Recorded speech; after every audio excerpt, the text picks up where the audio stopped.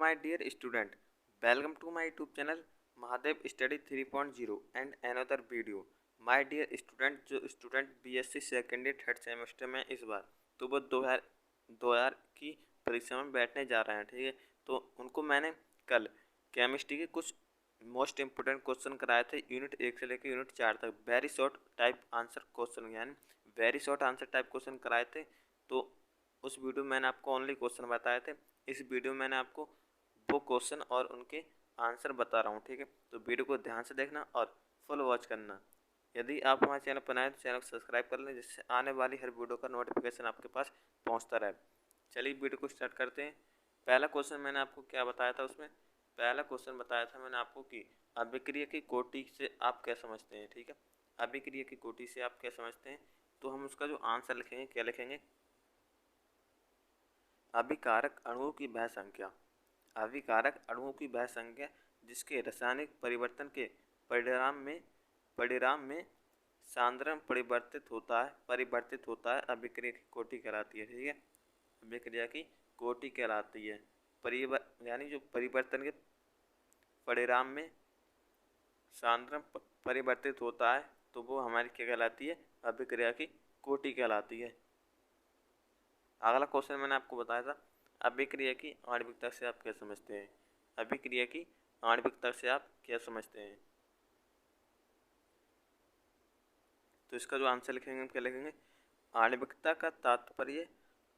का तात्पर्य अभिक्रिया में भाग लेने वाले अणुओं की संख्या या अभिक्रिया के लिए आवश्यक अणुओं की संख्या से होता है, ठीक है। किससे होता है, अभिक्रिया के लिए आवश्यक अणुओं की संख्या से होता है। और एक अणु अभिक्रिया की कोटि यानी एक अणु अभिक्रिया में केवल एक ही अणु भाग लेता है, ठीक है। एक अणु अभिक्रिया में केवल एक ही अणु भाग लेता है। एग्जाम्पल के लिए ब्रोमीन अणु का परमाणु में व्यंजन, एग्जाम्पल के लिए ब्रोमीन अणु का परमाणु में यानी वियोजन Br2 इक्वल टू 2RBr, ठीक है। Br2 एरो यानी तीर बोल सकते हैं, इक्वल टू 2Br। अगला क्वेश्चन मैंने आपको क्या बताया था, अभिकारक की दर पर टिप्पणी लिखिए।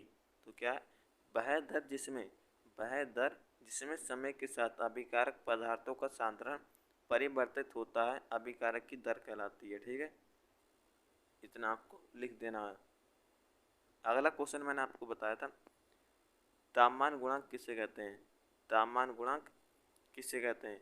किसी अभिक्रिया के तापमान में वृद्धि करने पर उसके वेग में वृद्धि होती है तथा साथ साथ उसके वेग स्थिरांक में भी परिवर्तन होता है।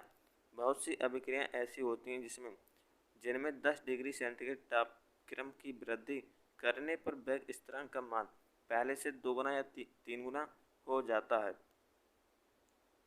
ठीक है। अर्थात KT प्लस 10/KT बराबर 2 से 3, ठीक है। 2 गुना या 3 गुना, के बराबर वेग स्थिरांक, जो हमारा के है वो क्या है, वेग स्थिरांक। इस अनुपात को तापमान गुणांक कहते हैं, ठीक है। इस अनुपात को तापमान गुणांक कहते हैं। अगला क्वेश्चन कराया था, अर्धायुकाल क्या होता है, अर्धायुकाल क्या है, ठीक है। वह समय अंतराल जिसमें किसी अभिकारक का सांद्रण घटकर प्रारंभिक सांद्रण का आधा रह जाता है। जो हमारा प्रारंभिक सांद्रण होता है उसका आधा रह जाता है, अर्थात अभिक्रिया 50% पूर्ण हो जाती है। तो जो हमारा प्रारंभिक सांद्रण था उसका आधा, ठीक है। यदि हम पूरी की बात करते हैं तो क्या होता है, हमारा 100% होता है। इसलिए यहाँ पर क्या है, अभिक्रिया की 50% पूर्ण हो जाती है। इस अभिक्रिया को अर्ध आयुकाल कहा जाता है। अर्ध आयुकाल का मतलब होता है आधा, ठीक है। इसलिए हमारा क्या था, यहाँ 50% था। तो हम इसका जो आंसर लिख देंगे वो इस प्रकार से लिख देंगे। दूसरा क्वेश्चन मैंने आपको बताया था, द्वितीय अभिक्रिया की कोटि क्या है, द्वितीय अभिक्रिया की कोटि क्या है। जब किसी अभिक्रिया का अभिकारक के दो अणुओं की सांद्रताओं में परिवर्तन से निर्धारित होता है तो वह अभिक्रिया द्वितीय कोटि की अभिक्रिया कहलाती है। ठीक है, जब किसी अभिक्रिया का अभिक्रिया वेग अभिकारक के दो अणुओं की सांद्रताओं में परिवर्तन से निर्धारित होता है तो वह अभिक्रिया द्वितीय कोटि की अभिक्रिया कहलाती है। अगला क्वेश्चन मैंने आपको क्या बताया था? अगला क्वेश्चन बताया था, स्पष्ट कीजिए कि H2 गैस तथा O2 गैस के मध्य अभिक्रिया अति संभव है, परंतु गैसों को एक ही पात्र में कमरे के ताप पर रखने से जल क्यों नहीं बनता है?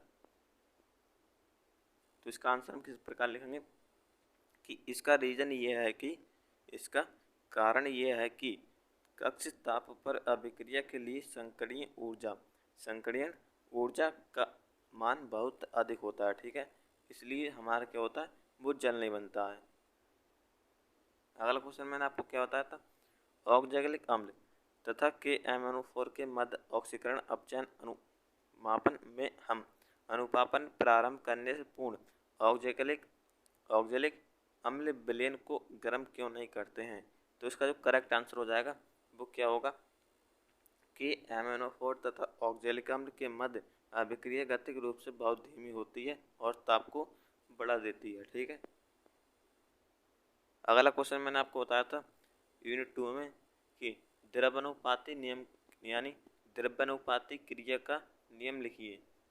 ठीक है, तो क्या लिखेंगे, गोल्डबर्ग और बागे, जो हमारे दो नाम है, ये क्या है, साइंटिस्ट के नाम है यानी वैज्ञानिक के नाम है, ने यह बताया कि जिस वेग पर कोई पदार्थ क्रिया करता है वह उस पदार्थ के सक्रिय द्रव्यमान की अनुपाती होती है तथा किसी रासायनिक अभिक्रिया का वेग अभिकारी पदार्थों के सक्रिय द्रव्यमानों के गुणनफल के समानुपाती होता है। ये द्रव्यानुपाती क्रिया का नियम कहलाता है। ठीक है, तो हमारे जो द्रव्यमान जो हमारे द्रव्यमान होंगे उनके गुणनफल के समानुपाती होगा, तभी तो हमारा द्रव्यानुपाती क्रिया का नियम कहलाता है। ठीक है, तो अगला क्वेश्चन मैंने आपको क्या बताया था, भौतिक साम्यावस्था क्या है, एक एग्जाम्पल दीजिए। इसका आंसर कैसे लिखेंगे, वह साम्यावस्था जो एक ही पदार्थ की दो अलग अलग भौतिक अवस्थाओं के बीच होता है भौतिक साम्यावस्था कहलाता है। ठीक है, वह साम्यावस्था जो एक ही पदार्थ के दो अलग अलग भौतिक अवस्थाओं के बीच होता है। ठीक है, एक पदार्थ हो और दो अलग अलग भौतिक अवस्थाओं के बीच होता हो तो वह भौतिक साम्यावस्था कहलाता है। एग्जाम्पल के लिए PB यानी P बराबर N/B RT बराबर CRT। ठीक है, अगला क्वेश्चन मैंने आपको क्या कराया था, निम्नलिखित समीकरण के लिए साम्यावस्था स्थिरांक लिखिए। Small a capital A plus small v capital V divisible small c capital C plus small d capital D। तो इसी प्रतिक्रिया की साम्यावस्था स्थिरांक को इस प्रकार लिखा जा सकता है, Kc बराबर, ठीक है, Kc बराबर कैपिटल C की power small c capital D की power small d upon capital A की पावर A कैपिटल B की पावर स्मॉल b। ठीक है, क्या करेंगे हम, जो हमारे कैपिटल अक्षरों के गुणांक में होंगे क्या, उसको हम पावर में चढ़ा देंगे और ठीक है, और इनटू में लिखकर और अपॉन कर देंगे। ठीक है, इस प्रकार हम किसी भी समीकरण के लिए साम्यावस्था स्थिरांक लिख सकते हैं। अगला क्वेश्चन क्या है, अगला क्वेश्चन मैंने आपको क्या कराया था, निम्नलिखित रासायनिक नियतांक यानी निम्नलिखित रासायनिक नियतांक का रासायनिक समीकरण लिखिए। Kc बराबर HI का स्क्वायर अपॉन H2I2। ठीक है, तो रासायनिक समीकरण निम्नलिखित प्रतिक्रिया द्वारा दिया जाता है, H2 gas plus I2 gas reversible 2HIG। ठीक है,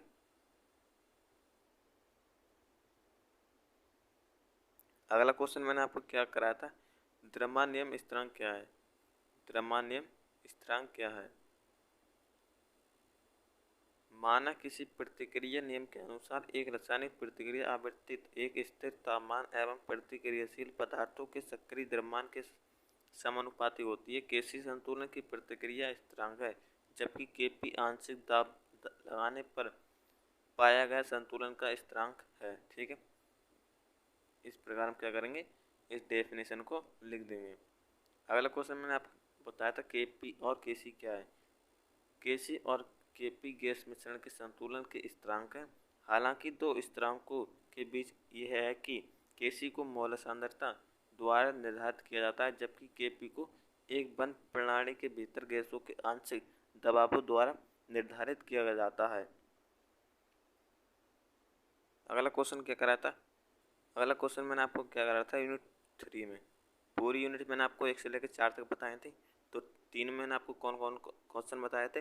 स्वतंत्र की कोटियां पर संक्षिप्त टिप्पणी लिखिए। दाब ताप व प्रवास्यता संगठन आदि स्वतंत्र रूप से परिवर्तनशील कारकों की वह कम से कम संख्या जिनको स्वेच्छा से स्थिर रखने पर किसी तंत्र की साम्यावस्था पूर्णता स्पष्ट रूप से प्रकट की जा सके स्वतंत्रता की कोटियां कहलाती हैं। ठीक है। दूसरा क्वेश्चन क्या कराया था। गलन क्रांतिक बिंदु क्या है। गलन क्रांतिक बिंदु क्या है। वह बिंदु जहाँ कोई निश्चित संगठन वाला दो घटकों का मिश्रण या विलयन कम ताप पर द्रव अवस्था में रह सकता है, गलन क्रांतिक बिंदु कहलाता है। चौथी यूनिट में मैंने आपको कौन कौन क्वेश्चन बताए थे। चौथी यूनिट में मैंने आपको ये क्वेश्चन बताया था। पहला, माध्यम मुक्त पथ किसे कहते हैं।